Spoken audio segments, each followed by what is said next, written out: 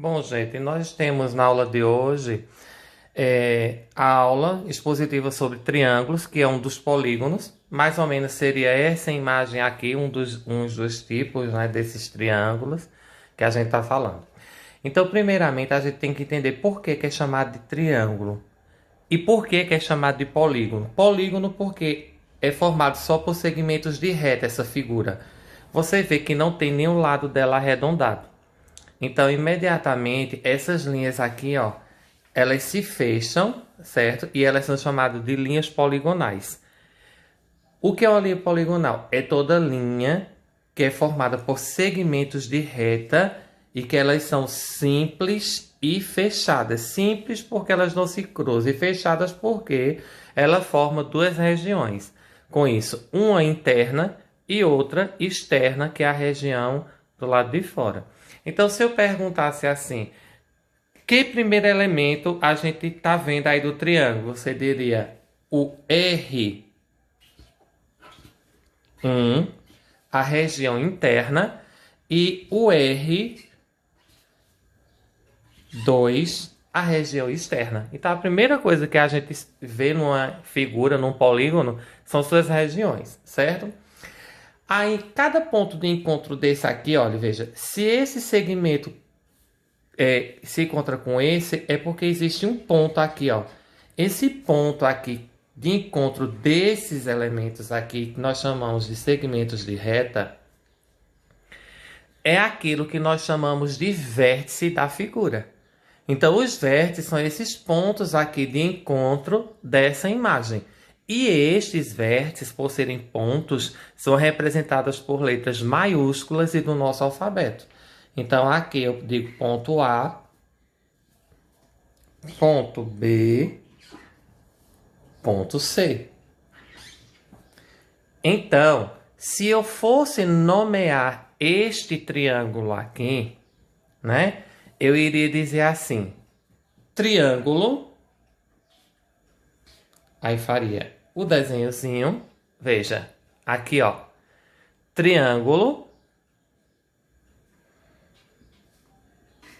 A, B, C. Veja, então é assim que nós nomeamos uma figura. Triângulo ABC. Eu coloquei na ordem alfabética, mas o aluno poderia colocar triângulo BAC, triângulo CAD, triângulo CBA. A ordem das letras aqui não importa, tá?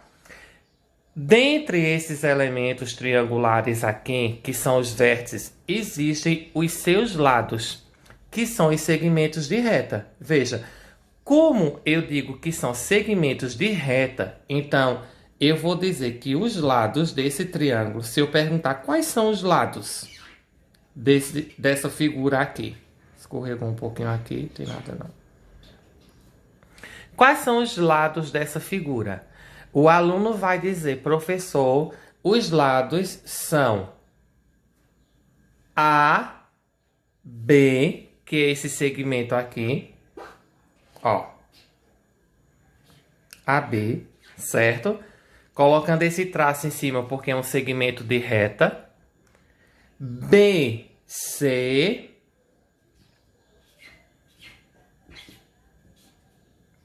E AC. Aí o aluno diz assim, o professor. Mas pode colocar em outra ordem. BA, CB, AC, pode. Qualquer ordem, tá? Desde que una dois desses pontos aqui. Então, nós já vimos três elementos. Região interna e externa do triângulo.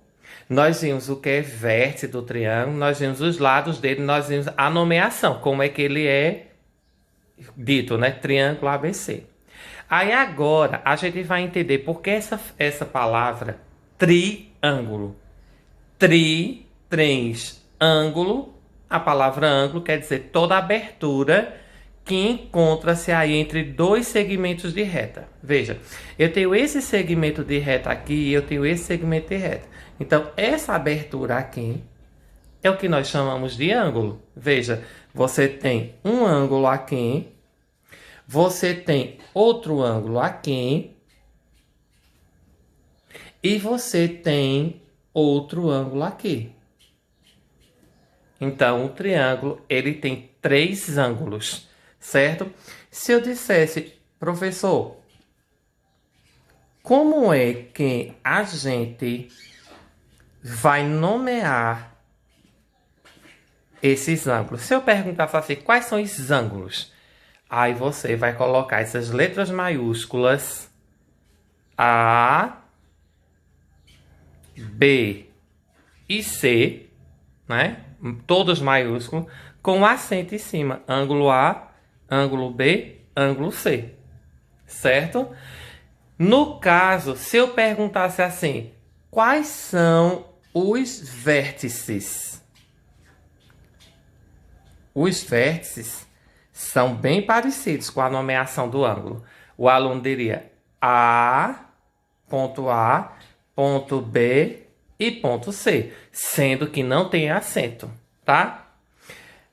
Terão livros que vocês terão uma nomeação angular de forma diferente. Como assim? O ângulo A também pode ser escrito. Eu tenho A e ao lado dele eu tenho C e B, né? Assim? Então eu faço C, A, com acento no meio, e B. Certo? Ou eu digo ângulo A, ou ângulo CAB, colocando o A no meio como acento. Entre essas duas outras letras. Como é que eu nomeio o B? No caso, o B está entre C e A. Então, seria C, B, com acento, e A. Assim como também poderia ser C. A, C, com acento, e B. Certo? Então, nós vimos aí os elementos angulares, como se escreve, os vértices, como se escreve, e os lados, como se escreve. Não esquecendo que lados são segmentos, né? Segmentos